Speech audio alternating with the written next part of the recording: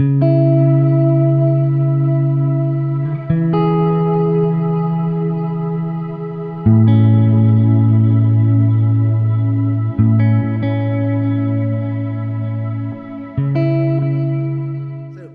hi, welcome. I may be an American now, but I'm still very proud of the fact that in London, my own stomping grounds, you have such a wealth of queer theatre still, and it's really good to proud of that.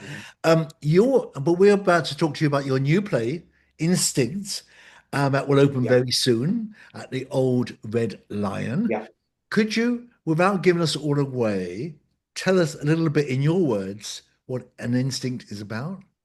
So, An Instinct is a queer thriller Mm. that's all set in a cabin in the woods, which is obviously a classic of that genre. It sees two men who are ex-boyfriends, and they they're sort of escaping a lockdown in a major city. So the Mm. ex-boyfriend takes them to a cabin in the woods where they can sort of lock down together. Obviously, old wounds sort of resurface about how they broke up. Hmm. And then they get a very uninvited guest. And I think at that point, I will stop Okay. explaining the plot. The play is about essentially what do we trust? Who do we trust? Are people telling the truth? Who do we believe to keep us safe? And that's kind of the journey the audience goes on with our main character. Who's telling the truth? Who do I trust? Mm. How am I going to keep safe? I like the description I read. It's a cabin, a Yeah. door, and most importantly, an axe. So, where did Yes. you get the idea from, or is your mind always full of such dark thoughts?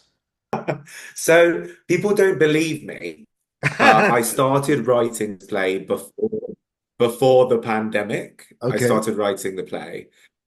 So I thought I wanted to write a play about sort of coercive control, whether or not the people who we think we love, we believe, Mhm. um, and that sort of like abusive relationships. Uh, and I wanted it to be in the thriller genre. And I thought, well, how do I keep these people in the cabin? And I thought, well, maybe there's sort of a global virus. And then 6 months later, there was a global virus. You started it. Yes, I know, literally. That's what I was thinking. I was like, oh my God. To be fair, my grandmother's cousin was clairvoyant, so you never Oh, know. really? It might all just be within the genes. I will confess it's the one dramatic genre I still really dislike is horror, but I think I may be in a small minority. Is there an increasing amount of queer horror now? I don't know. I don't want to speak for the whole community, but I think maybe as a group, we are historically quite marginalized Mhm. from society or also from stories. And actually, I think horror is kind of always about subverting that narrative of the happy ending, pardon the pun. But yeah, like this idea of I don't know. Yeah, of us being excluded and then horror being a way of us subverting the narrative, I think is increasingly popular. I also think the Old Red Lion as a theatre Mm. is in a new phase where they really want to become a hub for thrillers and horrors. Oh, really? So it's yeah, exactly. So it's kind of like together quite well. Yeah. I mean, usually we think a writer bases his work on his own life, but it can't be for you because your last play was about the gay cowboy, so you can't be everything. Or are you a gay cowboy?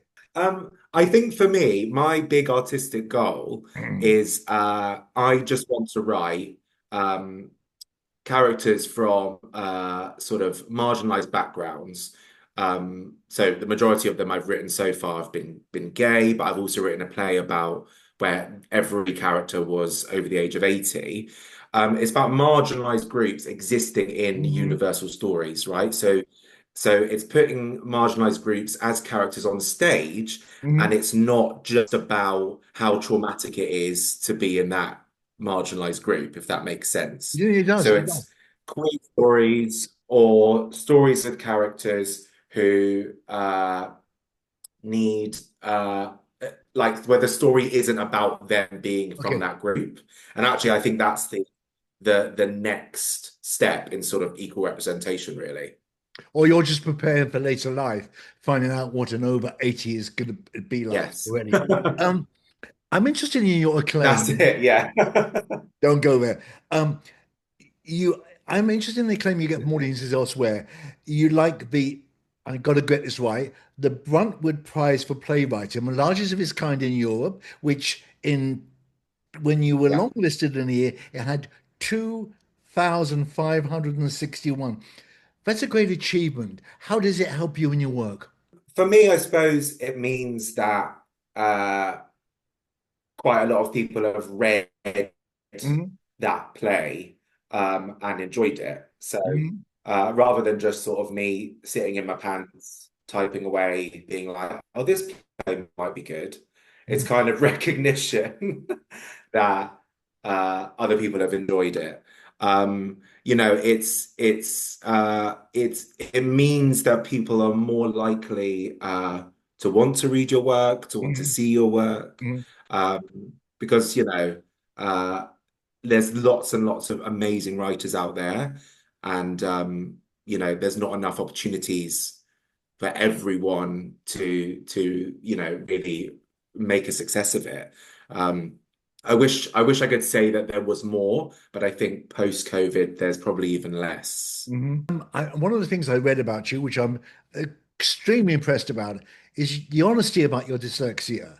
And I think it must be a good Mhm. encouragement for other writers to see that. How does may I ask, how does it affect your writing? I found it hard to engage with long form stories a lot of the time. Hmm.